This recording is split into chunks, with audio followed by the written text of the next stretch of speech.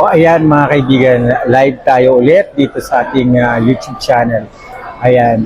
Of course, Barbie pa rin tayo and David Licao po. Of course, Barda! Ayan. So, tuloy-tuloy tayo dyan dahil iko-correct ko lang yung sinabi ko kahapon na nag-unfollow na si Barbie kay Jameson Blake. Hindi pa rin daw until now. May nagsabi sa akin, ang nag-unfollow ay ang mother ni Barbie. So, bakit, teka lang, mag-isip tayo, bakit nga ba nag-unfollow ang mama ni Barbie? O, hindi yan mag-unfollow kung walang something, di ba? So, isipin na lang natin na may mga bagay na hindi pwede at hindi uukol at hindi bubukol dahil alam natin na may David naman talaga. And responsibility rin ng dalawa na maging honest sila sa kanilang mga taga-suporta, sa kanilang mga fans. Dahil may obligasyon sila eh. Hindi lang sila basta artista, kundi may obligasyon din sila sa kanilang mga tagahanga. So, sa atin, di ba? So, move on na tayo doon sa awards, sa awarding na hindi dumating. Move on na tayo doon sa hindi sila nakasipot. And patawarin natin sila dahil mga tao lang sila din na syempre busy din sa mga kanilang mga buhay. So, nakita ko naman na pag magkasama silang dalawa eh wala namang conflict. At sabi ko nga, kapag wala ng LQ ang isang relasyon, kung may relasyon man sila o whatever relationship na meron sila, kung wala nang magkakaibigan nga nag-LQ, di ba? Hindi naman LQ, parang nagkakatampuhan. So, yung tampuhan diyan ang masarap eh. Kasi pag nagkabati na, ang sweet-sweet na naman nila sa isa't isa. So, doon ako tumututok sa kay Barbie ngayon at sa kay David na alam naman natin talaga na sila naman talaga ang tinitilian ngayon. Sila naman talaga ang bet ng bayan, di ba? Bet ng bayan. Kukunin ba sila ng McDonald's kung alam ng McDonald's na hindi magbibenepisyo ang McDonald's sa kanila? Syempre, kasi babayaran sila yan ng milyon-milyon. Tapos, syempre, walang makukuhang benepisyo ang McDonald's. Syempre, nakita nila na may potential si Barbie at si David na mag-endorse ng food store, diba? So, at sabi ko nga sa inyo na yung padlock, ayan, hanapin nga natin yung padlock na post ni Barbie. Hanapin ko yan kasi na-screenshot ko yan eh. So, tingnan natin kung may post natin dito dahil doon ako nagkaroon ng idea doon sa padlock. Yung padlock na yun. So maraming mga netizens or mga Barda fans na nagsabi na pinadlock na ni Barbie ang kanyang heart para kay David. Parang ganon. Parang pinadlock niya na para walang makapasok. Which is parang merong ganon nga na feeling ako na parang kung isa sa isip mo at isa sa puso mo, may something nga doon sa lock, sa kandado. Bakit yun? Bakit yun pinost ni Barbie? Kasi may blue check doon sa X eh. Ibig sabihin, kay Barbie talaga yon. So, yun napapaisip ako doon sa kandado ha. Hindi pa ako doon move on sa kandado ha. Kasi parang nagkaroon ako ng kuti-kutita pa ang mga mata ko nung nakita ko yung kandado. Ay, may something. Kasi, tingnan natin ha, kung para kay David yung kandado or ikakandado niya si David, pwede naman ikandado niya si David sa puso niya. Pero, yung kandado parang may other side din na pwedeng ikinandado ng puso niya para wala nang makapasok. Diba? Kapag tayo ay ang ating bahay, kapag umaalis tayo, yung sarili natin, yung pag-aari natin, ipinapadlock natin para walang makapasok na mga magnanakaw. So, kaya sinisave natin yung ating property kasi pinapadlakan natin. So, parang ganun ang aking interpretasyon. Parang si David pinapadlakan niya na para hindi na makuha ng iba. Oh, di ba? Parang ganun ganun ang interpretasyon ko ha.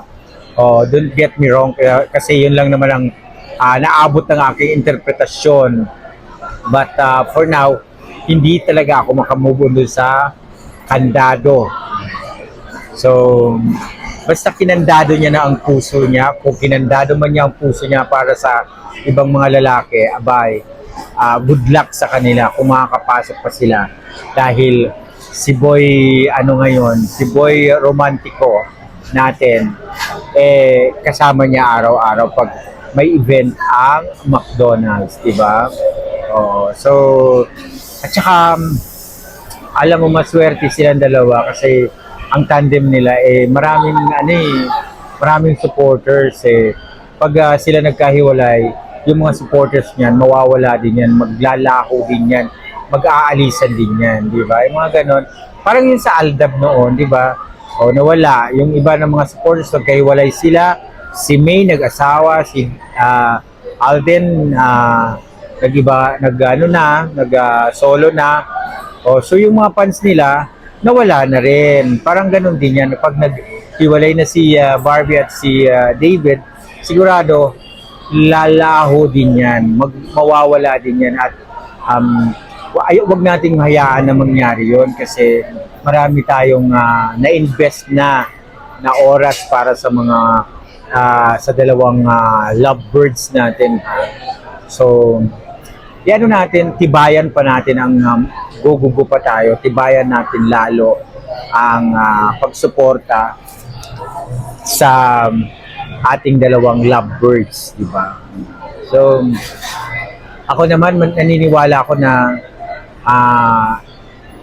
kung hindi man nila type ang isa't isa, pero kung mag-asama sila palagi araw-araw, madidevelop na lang sila.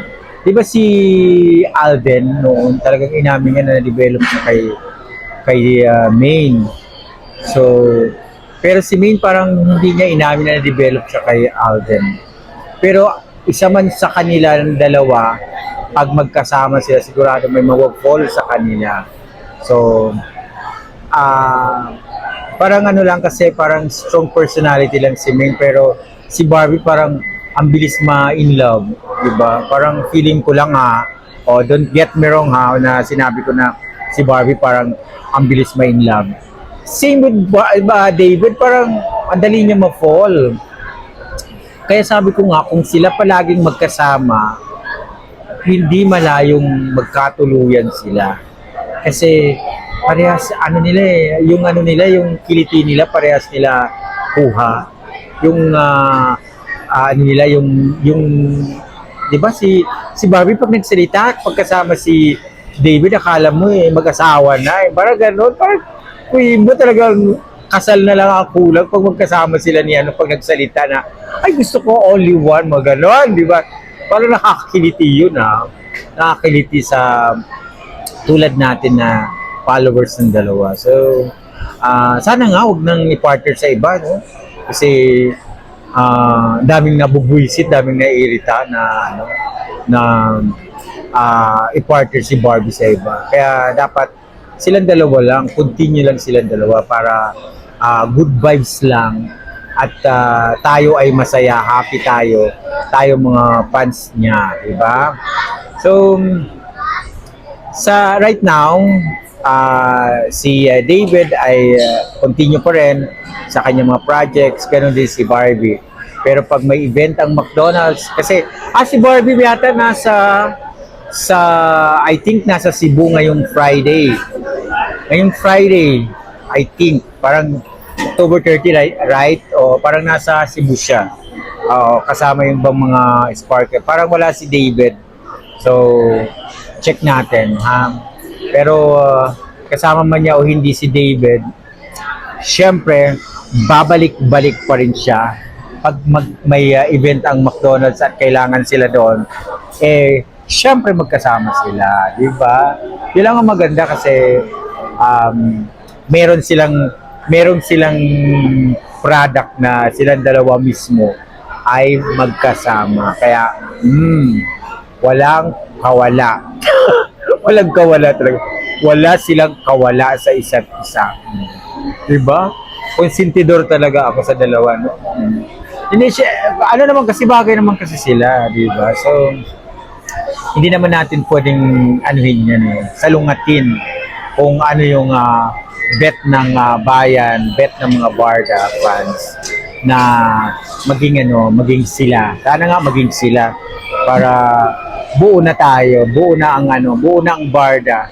O marami tayong pag halimbawa maging sila o kung halimbawa nilagyan na nila ng label na sila na nga, ay palakpakan mga Barda. Oo, magtamblingan tayo lahat. Tumambling tayo sa EDSA, di ba? Parang ganon. So, yun lang sa mga hindi pa nakasubscribe sa aking YouTube channel. Ayan, mag-subscribe na ha para wala nang kawala din. Para dito tayo meeting, mga opinion, mag-comment diyan sa baba, ha? Mag-comment kayo, wag kayong manood lang, mag-comment. Di ba sinasabi ko sa inyo palagi, lahat ng mga Barda mag-comments para nababasa ko rin yun ang opinion nyo, ha? Hindi yung palagi lang kayo nakamasid. Diba? O siya, sige. O, subscribe sa aking YouTube channel. Bye-bye. Thank you.